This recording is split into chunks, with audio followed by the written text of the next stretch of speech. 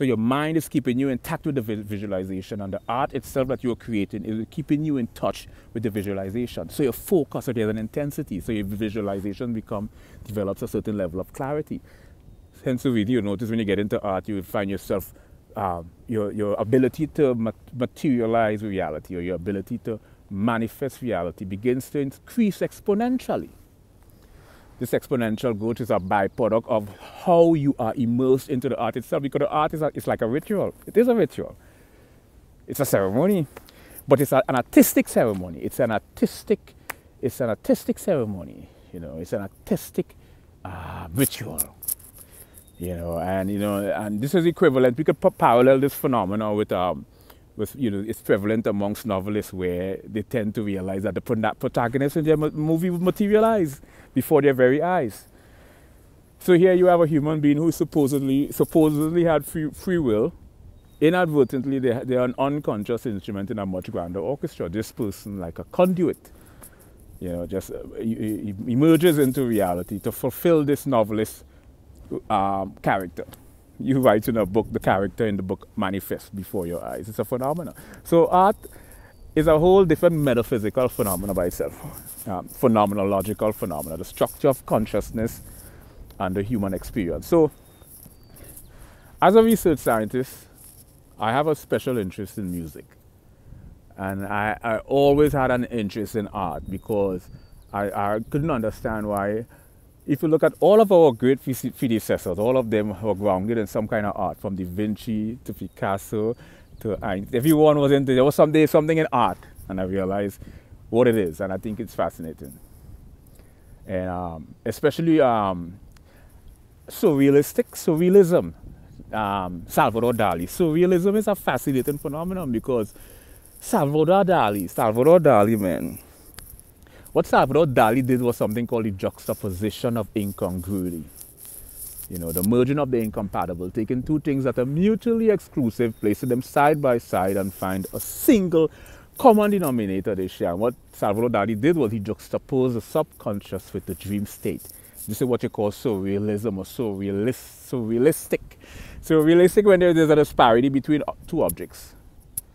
There's no commonality. It's like a bicycle and a milkshake. Just two contrasting images that somehow this artist's creativity allowed him to juxtapose these two disparate objects in a cohesive kind of way. It's cohesive juxtaposition. That's why I find surrealism to be a whole different, fascinating phenomenon in art, because it's a lot of juxtaposition. You see that juxtaposition pervasive in comedy. With Mitch Hedberg, where I like to throw Mitch Hedberg, the surrealistic comedian. He said he threw a toothpick in the forest and said, "You home."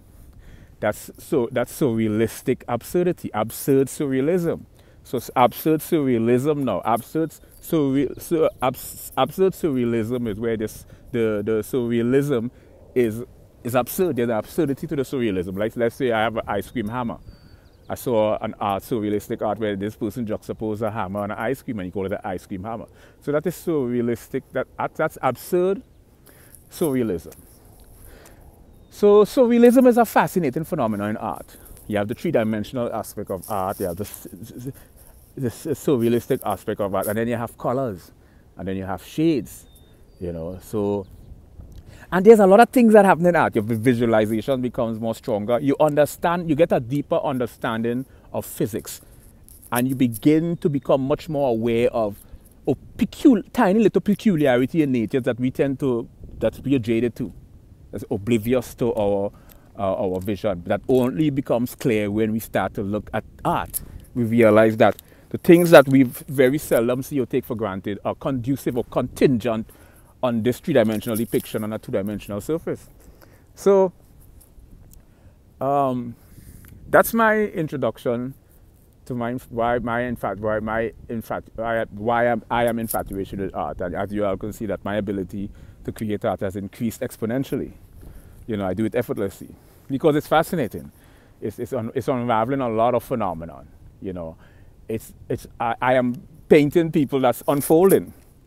It's like predictive programming.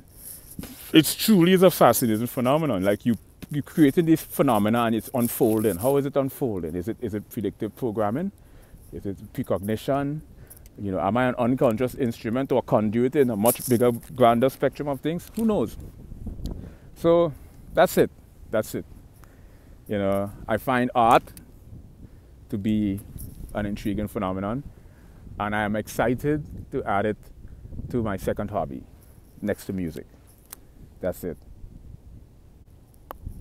You know, another fascinating aspect of is, you know, what makes an object pop?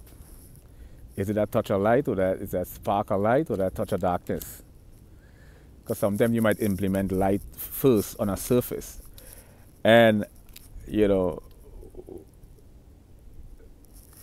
the angle of the light that's reflected on the object determines the length, because the length of the shadow increases and decreases as the sun changes its direction in the sky. Now, all this physics is imperative to understand directly where to cast a shadow below an object when the sun is reflecting on it. So this is why I find art intriguing, because art has expanded my mind exponentially.